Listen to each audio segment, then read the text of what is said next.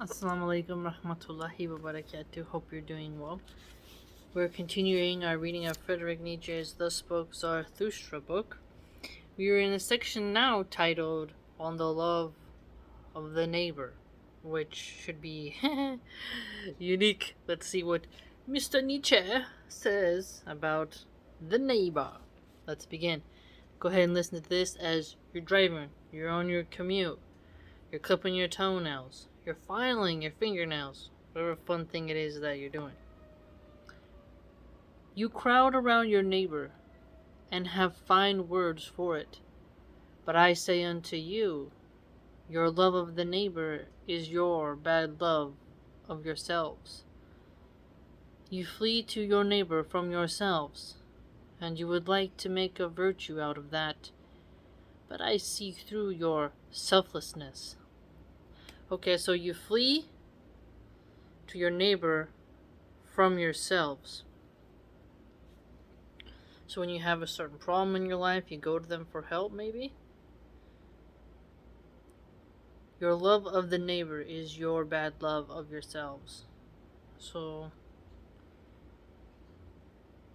that's really kind of nihilistic, cynical.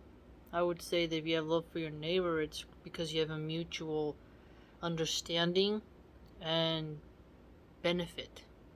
If you hate your neighbor, well, that would be the bad angle. I don't know if there could be something in terms of bad love. We'll see. The you is older than the I. The you has been pronounced holy, but not yet the I. So man crowds towards his neighbor.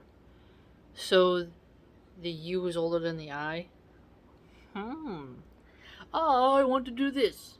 You want to do that. Do I recommend love of the neighbor to you?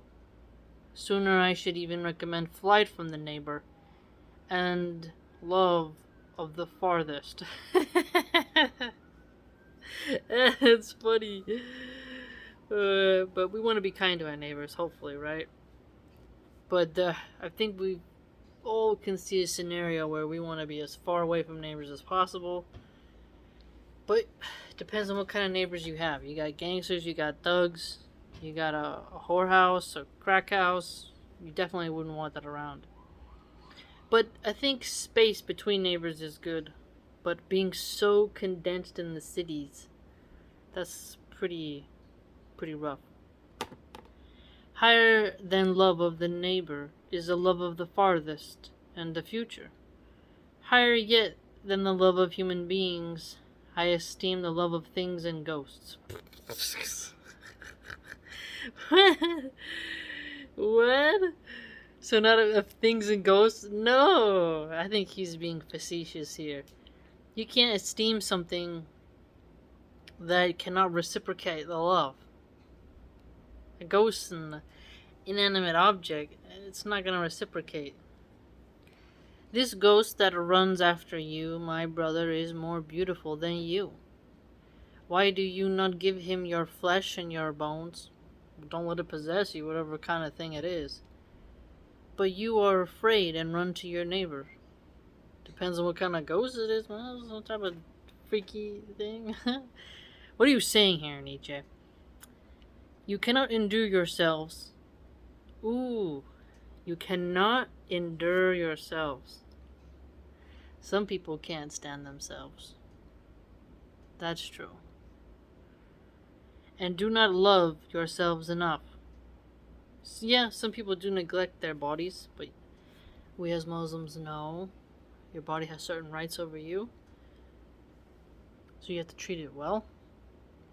Now, you want to seduce your neighbor to love you, and then glide yourselves with his error. Well, you better not be coveting your neighbor. That's not right. And then glide yourselves with his error? Make the same mistakes he did? Hopefully not. Would that you could not endure all sorts of neighbors and their neighbors, then you would have to create your friend and his overflowing heart out of yourselves. So it sounds like he's mocking us, saying we would create our own neighbor, and even then we might not even like them, and that we're actually creating something that would still not be enough. You invite a witness when you want to speak well of yourselves.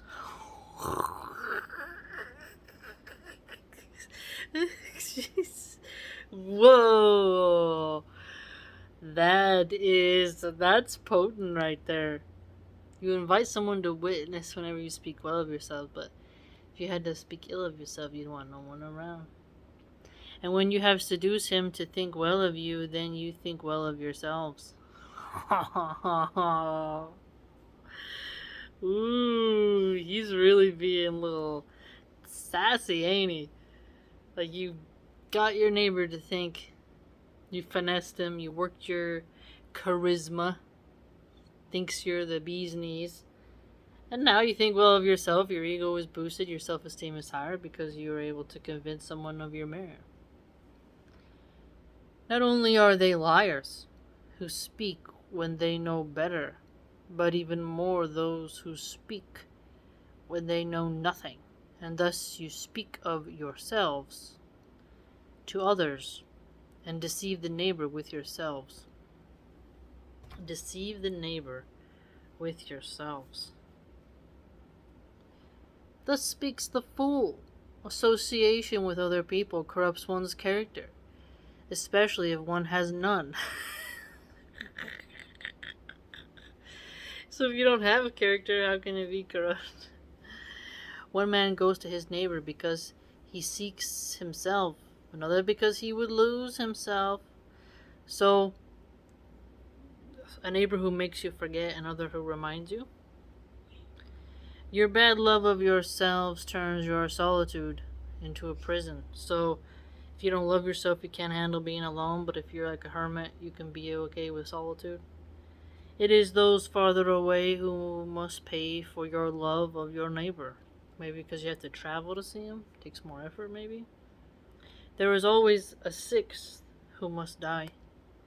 I do not love your festivals either. Sounds like the Grinch, right?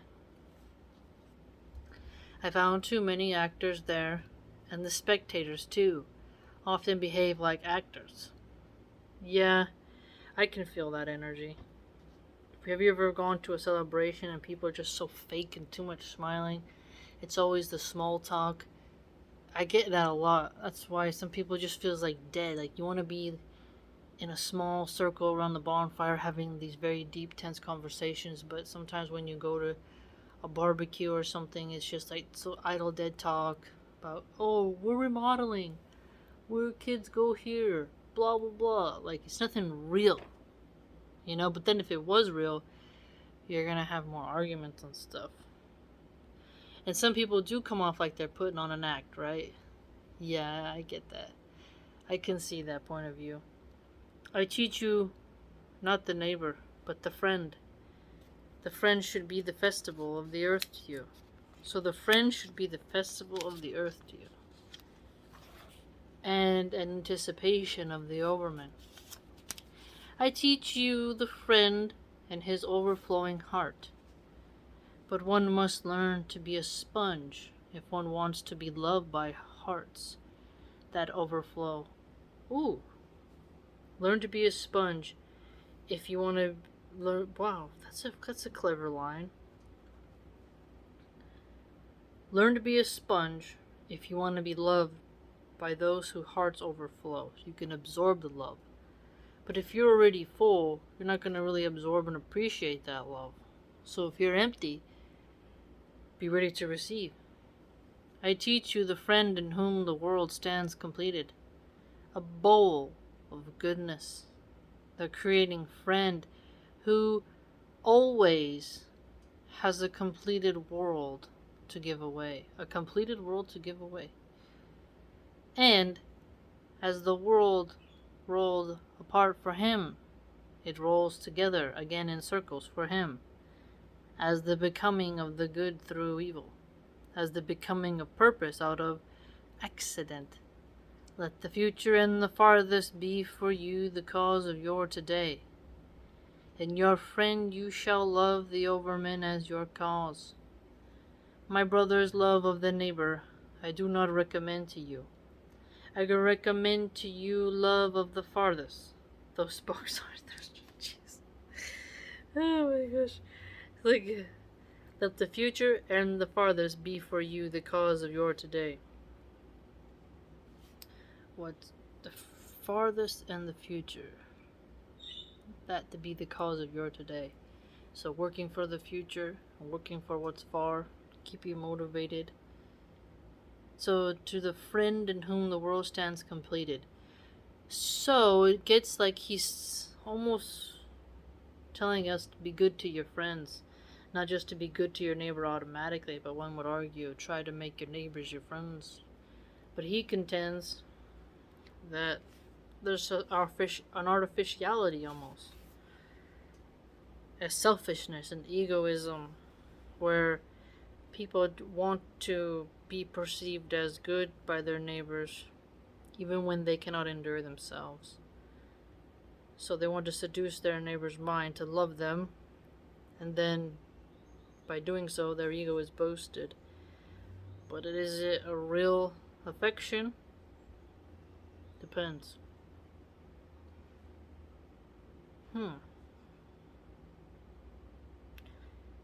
Your bad love of yourselves turns your solitude into a prison. So he has 2 points here.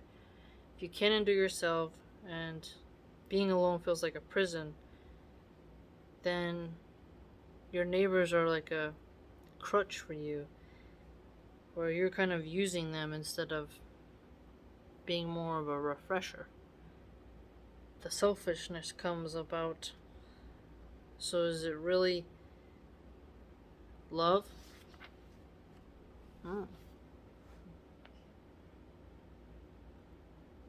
Purpose out of accident. What do you think? What do you think Nietzsche is getting at here? By the way, if you'd like to join my blog, it's www.subscribestar.com/MilahanArchive. I post a lot of interesting things on there, and I hope to see you there. Take care.